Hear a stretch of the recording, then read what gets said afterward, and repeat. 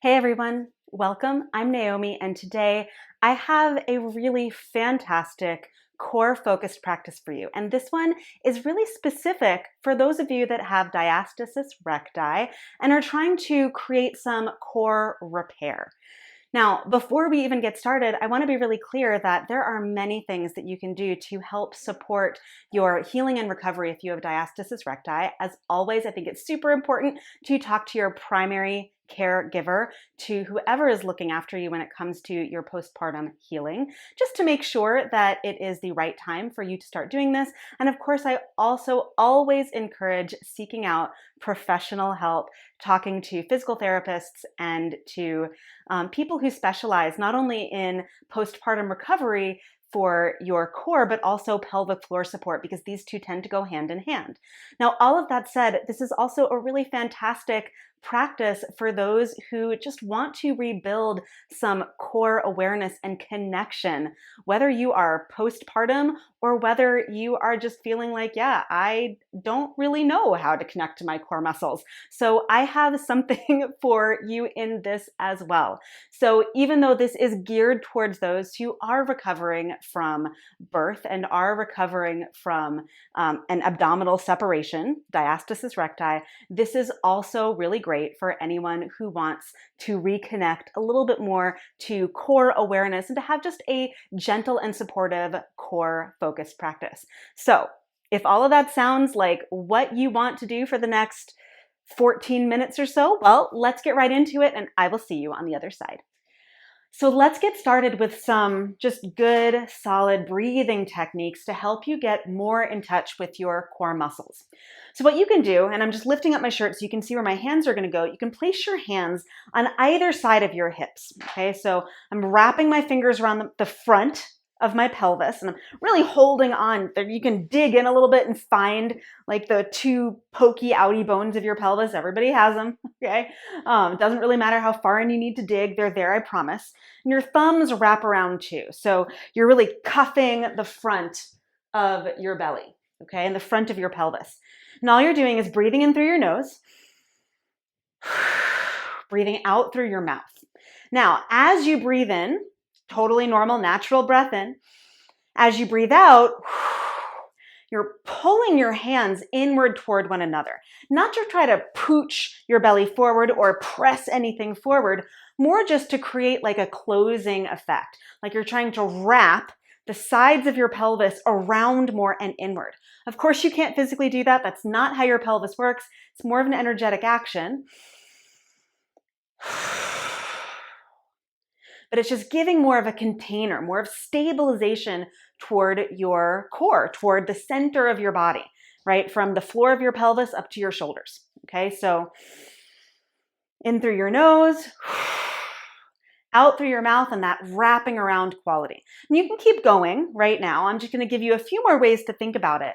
One of the ways that I like to think about it is like I'm wrapping a coat around my body, right? As though I could wrap my arms around, or as though I'm hugging someone. So it's this arms around, hugging, wrapping quality. You could think of it also as though, I've heard it described another way as though there is a string attached to either side of your pelvis and you're pulling it forward, right? So it's like looped through. It's kind of a weird one, but if you can think of it that way, like you're pulling, right? And it's wrapping and pulling the back of your pelvis back and giving that wrapping quality. Okay. Now you can also feel this, and you can pause for a moment. You can try this on the floor with me. There's another way that you can feel it on your back. So if you come to lie on your back, okay, knees bent, feet on the floor, same idea. Your hands are on either side of your pelvis. You just feel it a little bit differently, and that as you breathe in, it's the same through your nose, out through your mouth, loudly, a little bit forcefully. And as you breathe out and you wrap around, what you will feel are the middle of your ribs moving down toward the floor. Now you can do this a few more times, right? Breathing in through your nose, out through your mouth, and again, feeling that wrapping around quality and your ribs moving back and down toward the floor. Okay, so just do that a few more times. In through your nose, out through your mouth.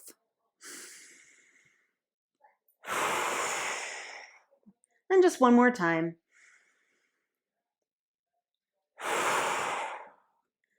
Okay, and then you can just let that go for a moment. Another way that you can feel this is through a physical action, right? So you can pair the breathing exercise that you just did with an exercise using your legs. So you extend your right leg out, okay, and as you breathe in, right leg goes out. And as you exhale, wrap your hands around your left knee and pull it in towards your chest. Okay, and then as you switch, it's inhale, exhale, left leg goes out, pull your right knee in towards your chest. And you're doing this breathing, so I'm going to keep moving my legs just to cue you, legs wise. Inhale, and then exhale as you pull your knee in towards your chest. What you want to be really clear about as you do this is you're trying to keep your ribs still moving toward the floor. Okay, it's slow and steady. And you want to feel that wrapping around quality as you wrap your hands around your calf, around your shin, pull your knee tightly in. And you should feel a little bit of engagement in your core here. Really just deep, gentle, stabilizing core work.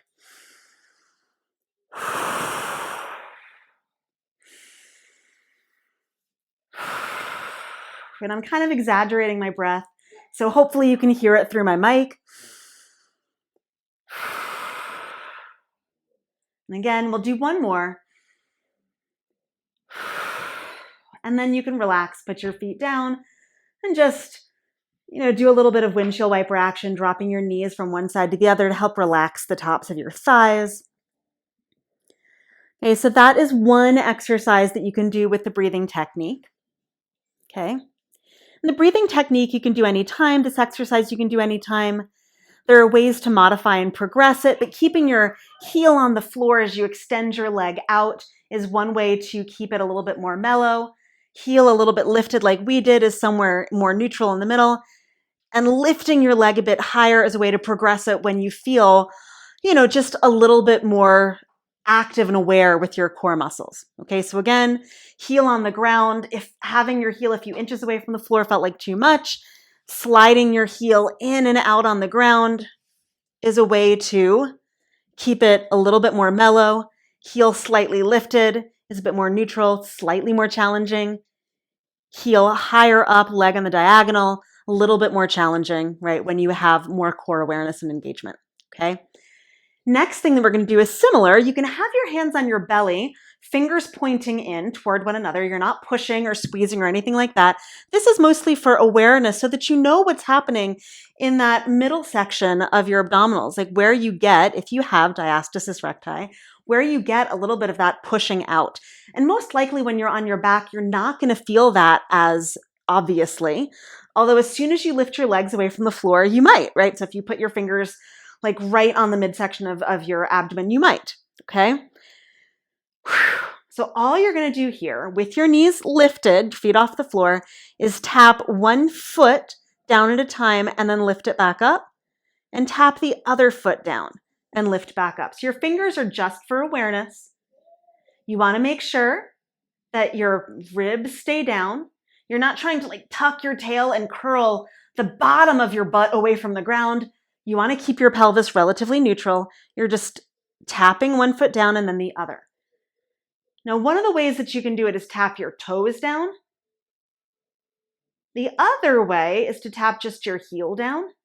Heel down is going to be a little bit easier on your body, a little bit more intense on your upper thighs. Tapping your toe down, like your big toe or all your toes, it's a little bit more challenging because there's more reach involved. Okay, and again, just notice how your body feels. I know we're still doing this. It's a very light tap. Okay, and then just do one more on each side. And then place your feet down. And again, a little bit of windshield wiper action is really great for releasing the tops of your thighs and giving yourself a little bit of a stretch after all of that contraction. Okay, now next exercise, if you have it, you can grab a blanket or a towel. So I'm going to grab this blanket. And I like to have the blanket mostly because it just gives me something to squeeze towards that's not a block, that's not really thick, that's a little bit squishier. So I'm bringing my left forearm to the ground. We're going to do both sides, but left forearm to the ground. I'm on my left hip, okay? And now I've placed both knees, so the blanket is in between my thighs, okay? Now, more mellow way to start this, you can keep your right fingertips on the ground and you just lift your right thigh and knee off of your blanket and then squeeze your right thigh back down. And then just do that a few more times. Lift your knee up, squeeze your thigh back down. Knee goes up, thigh back down. Way to progress it would be to bring your right hand to your hip, knee and thigh up, squeeze back down. Knee and thigh up, squeeze toward that blanket. Knee and thigh up, squeeze. A way to progress it, and if you don't want to progress it yet, you can keep doing what you're doing. It would be to lift your hips slightly, right thigh up, and squeeze. If you need to bring your fingertips down for more support, this is a way to give yourself more support. Thigh up, squeeze your knee toward the blanket. Thigh up, squeeze your knee toward the blanket. One more time, thigh up, squeeze your knee toward the blanket, and then lower your hips. And we'll go to the other side. Okay, so I'm gonna progress it through on that side as well. So you're gonna bring right forearm to the ground, right hip to the ground. And I want you to notice that my forearm is on the diagonal here, so I'm not pointing my forearm straight out from my shoulder. It's on the diagonal. It's just a little bit nicer on my body and my shoulder. Okay, so you start with right hip down. This is first stage. Left thigh goes up, left fingertips are down, and then you squeeze your left thigh toward the blanket. Knee up, and then squeeze in. Knee goes up, thigh up, and then squeeze in. You can squeeze your right thigh inward toward the blanket and your left thigh as well. Thigh up, squeeze in. Thigh up, squeeze in. Next stage, left hand is at your hip, left thigh up, squeeze in.